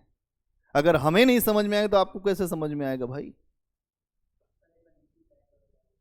क्या संस्कृत भाषा में उसने अपना जो लिखवाया ना, ठीक है। क्या? हाँ, जो गिरनार, अरे यार लिखवाया हूं, तुम्हारा दिमाग नहीं है क्लास में बच्चा, नहीं है दिमाग में क्लास तुम्हारा। गिरनार अभिलेख जो मौर्योत्तर काल की जानकारी में भी लिखवाए हैं, वहां लिखवाए हैं रुद्रामन। अगर लिंक कर जाते, यही लिंकिंग करना है आंसर राइटिंग में यार, यही लिंकिंग करना है, यही बिठाना है लिंक। ठीक है,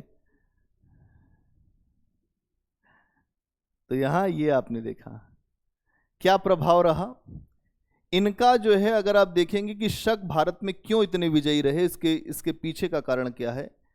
ये घोड़ों का बड़ा बेहतर इस्तेमाल करते थे। घोड़ा मतलब शक, जो प्रभाव लिख रहे हैं कि इनका, हाँ ये अभी जो है ये आए यहां पर, आपने ये देखा ये आए क्यों, क्योंकि इनके यहां अभाव था इसीलिए आए। उसके बाद यहां पे जो शक्तियां थी उनको हटा दिया, बस इतनी बात, ज्यादा नहीं उतरना है, ये जनरल स्टडी है। आए, इन्होंने यहाँ की जो मूल शक्तियां हैं, जो विदेशी लोग हैं जो यहाँ पर व्यवस्थित थे, उनको यवनों को हटा दिया और अपने आप को अलग अलग शाखाओं में बांट दिया। इनकी इनकी 4 शाखाएं थी, एक शाखा मजबूत हो गई। अब इनका सबसे महत्वपूर्ण बात क्या है, इनका भारत पर क्या प्रभाव पड़ा, इससे ज्यादा आपको प्रश्न में नहीं कुछ समझना है। प्रभाव हिस्ट्री में देखा जाता है, किसी के आने से आपके ऊपर असर क्या पड़ा, अभी हम इस पे समझ रहे हैं। तो आप क्या देख रहे हैं कि इन्होंने घोड़े का प्रयोग भारत में बहुत बेहतर किया। पहली चीज, घोड़े का बेहतर प्रयोग किया, घोड़े का बेहतर प्रयोग। और अगर आप देखेंगे तो इनके आगमन से भारत में घुड़सवारी या घुड़सवार सेना का महत्व बढ़ गया। भारत में घुड़सवार सेना का महत्व, क्योंकि ये जो घुड़सवार सेना होती है ये तीव्र होती है तीव्र, तेज होती है, तो घुड़सवार सेना का महत्व बढ़ गया। पहला प्रभाव तो यही है कि घुड़सवार सेना, फिर उसके बाद भारत में जो भी सेना बनेगी उसमें घुड़सवारों का महत्व बहुत ज्यादा रहेगा। और ये युद्ध में तेजी का, युद्ध जो है तीव्रता से करेंगे। कैसे करते हैं, क्योंकि जब घोड़े पे जब कोई बैठेगा तो घोड़ा तेज चलता है। तो भारत में जो युद्ध होता है वो हाथी बैठ के होता था। अब देखिए हाथी बैठ के जा रहा है, शासक हाथी को जो मदिरा पिला दिया, हाथी झूमते हुए चल रहा है, उसको लेके गए कि वहां पर भीड़ क्षेत्र में चूकना मत, आज दौड़ जाना। अब ये आए घोड़े पे, इन्होंने लगाया बढ़िया निशाना, वहीं गिरा दिया। अब समझिए घोड़े की जो लड़ाई है वो स्पीड की लड़ाई है, हाथी की लड़ाई धीमे धीमे है। जब कोई उसके आगे आएगा तब तो कुचलेगा, अब आगे ही नहीं आया तो क्या हाथी कुचल पाएगा। इसीलिए भारत में हाथियों से युद्ध होता था, जो बाद में हटा। राजपूतों की हार के पीछे भी यही कारण था, राजपूत हाथी बैठ के चलते थे, बड़े बड़े हाथी बैठ गए। फिर आ गया वहां पर जो गोरी, वो घोड़े से लड़ता था, हाथी फेल कर गया। हाथी को मदिरा पिला देते थे कि अक्सर जाएगा युद्ध में, उसके बाद वहां उत्साह बना के कूद पड़ेगा सब पे। अरे कितना हाथी कूदेगा भाई, और इतना बड़ा है, उसको मारना आसान है। छोटी चीज को जो निशाना लगाना आसान नहीं होता। अगर आप देखेंगे कि जो पानीपत की दूसरी लड़ाई थी 1526 की, उस लड़ाई में हाथी की वजह से हार हुई थी, क्योंकि इब्राहिम लोदी हाथी पर बैठा था। हाथी बैठा था और बाबर ने उसको वहीं पर निशाना ले लिया और वहीं धाराशाही हो गया और वो हार गया। पूरी सेना 1.5 लाख की सेना थी, बाबर के पास केवल 10,000 सैनिक थे। होशियार आदमी कहे आओ तुम हाथी पे, जितने बड़े हाथी पर आओ उतना जल्दी मारे जाओगे। इसीलिए युद्ध क्षेत्र में आदमी अलग अलग रणनीतियों का प्रयोग करता है। हाँ, कहाँ घूमेगा यार, उसको ऐसे ही नहीं कुछ पता चल रहा है। तो यहां समझिए कि घुड़सवारों का प्रयोग बड़ा बेहतर किया। अगर भारतीय समझदार होते तो हाथियों को रिप्लेस कर देते, घोड़े पे आ जाते, और घोड़े पर आ जाते तो अगर जब तुर्कों से अटैक होता, उनका संघर्ष होता, तो आप देखते कि उनसे संघर्ष कर पाते। लेकिन नहीं सीखे, हमारी न सीखने की आदत रही है कि हम बहुत कुछ सीखते नहीं हैं जल्दी किसी से। जब भोगना रहता है तो कहाँ सीखेगा आदमी। हाँ, तो यहां आप देखते हैं कि इन्होंने जो घोड़े का आगमन हुआ, इसके अलावा सिल्क रूट पर नियंत्रण, ये बहुत बड़ी बात है। सिल्क रूट पर नियंत्रण, सिल्क मार्ग पर नियंत्रण कर लिया इन्होंने। कहा ऐसा है, ये जो सिल्क मार्ग था ये भारत से गुजरता था, जो उत्तरी पश्चिमी हिस्सा था वहां से सिल्क मार्ग गुजरता था। ये आए ही, इन्होंने कहा ऐसा है कि तुम व्यापार करना चाहते हो, कोई दिक्कत नहीं, ये हमारा है। अब जो कुछ यहां से व्यापार होगा वो हमें मिलना चाहिए।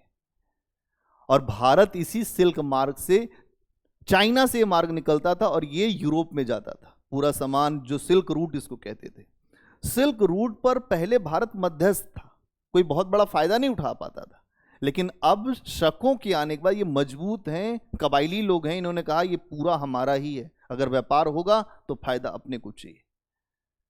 तो सिल्क रूट पर नियंत्रण, और जब सिल्क रूट पर नियंत्रण होगा तो पैसा आएगा, खूब गिरेगा पैसा। तो भारत में सबसे ज्यादा चांदी के सिक्के चलाने वाले शक शासक हैं। भारत में सबसे ज्यादा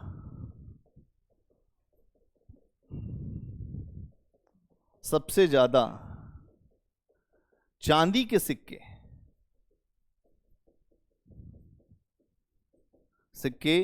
चलाने वाले शक शासक है। लोग कहते हैं तुमने हमारी चांदी कर दिया, नहीं, कहावत कहते हैं चांदी कर दिया आपने हमारी। तो यही चांदी है ये, कि सबसे ज्यादा चांदी के सिक्के आपको यहां दिखेंगे। इनकी जो सबसे महत्वपूर्ण शाखा है, मैंने आपको बताया था कि पश्चिमी शाखा है, और पश्चिमी शासक में ही रुद्रामन है, ये मैंने बता रखा है। इसके अलावा जो रुद्रामन था, इसने सातवाहनों के एक सबसे महत्वपूर्ण शासक को हराया था, जिसका नाम था वशिष्ठी पुत्र पुलिमावी। अगर आप देखेंगे तो इस वंश में पश्चिमी शाखा सबसे ज्यादा महत्वपूर्ण थी, और पश्चिमी शाखा में ही एक व्यक्ति हुआ रुद्रदामन, जिसने सातवाहन शासक, जो उस समय स्थानीय भारतीय वंश था सातवाहनों का, सातवाहन वंश के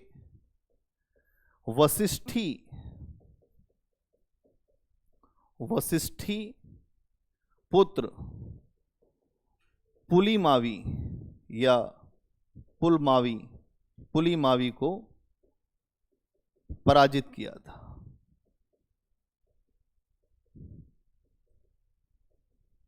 वशिष्ठी पुत्र पुलिमावी को पराजित किया था। ये कौन थे? सातवाहन। इसके अलावा और क्या हुआ था?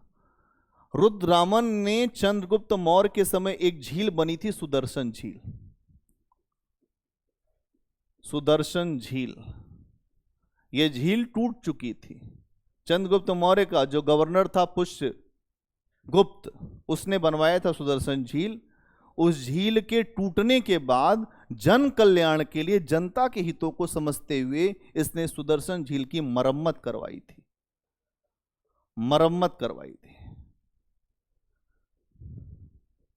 ये भी प्रश्न आपके सामने कभी आ सकता है कि सुदर्शन झील की मरम्मत कराने वाला कौन था? तो रुद्रदामन। ये प्रश्न आया हुआ होगा, ठीक है। तो ये चीज आपको दिखाई देगी। ठीक, आगे पहलव, एक और ले लेते हैं, पहलव। इसके बाद आए भारत में पहलव।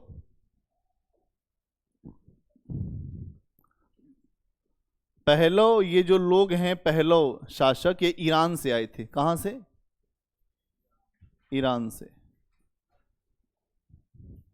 ईरान से आए थे भारत में। ईरान से आए, इन्होंने भी देखा कि भारत में इस समय माहौल ठीक है, यहीं चलिए, और इन्होंने अपनी राजधानी तक्षशिला को बनाने का प्रयास किया, जो पश्चिमोत्तर हिस्से में है तक्षशिला। तक्षशिला को अपनी राजधानी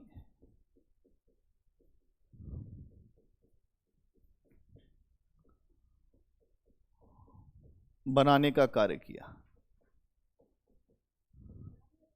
हाँ, तक्षशिला को अपनी राजधानी बनाया और यहां से ही अपना शासन किया।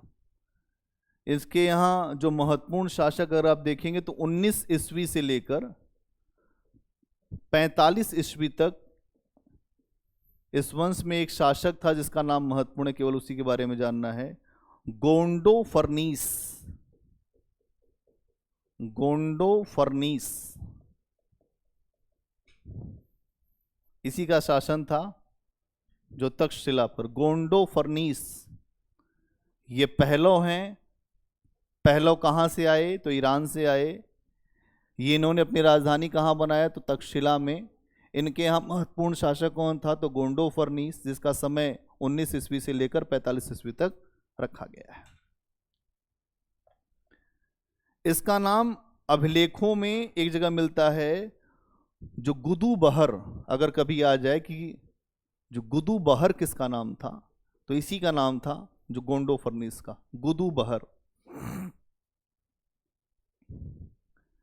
इसी के समय में आप देखते हैं तो सेंट थॉमस भारत में ईसाई धर्म का प्रचार करने आए थे, जो गोंडो फर्नीस। ये प्रश्न आया हुआ है, ये प्रश्न आया हुआ है। इसी के समय में, इसी के समय में सेंट थॉमस नाम के ईसाई संत भारत में आए थे।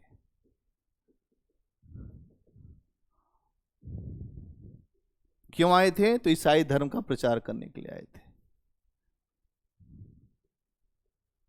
ईसाई धर्म का प्रचार इंपॉर्टेंट है, इसको समझ लीजिए।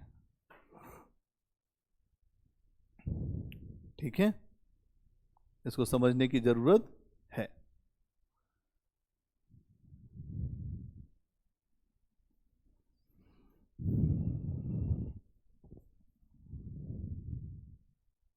इतनी बात समझ में आ गई? चलो, आज के लिए इतना ही रहने दो। आगे बात करेंगे कुषाण पर।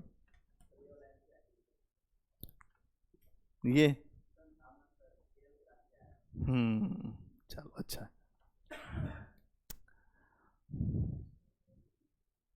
चलिए, फिर मुलाकात होगी अगली क्लास में।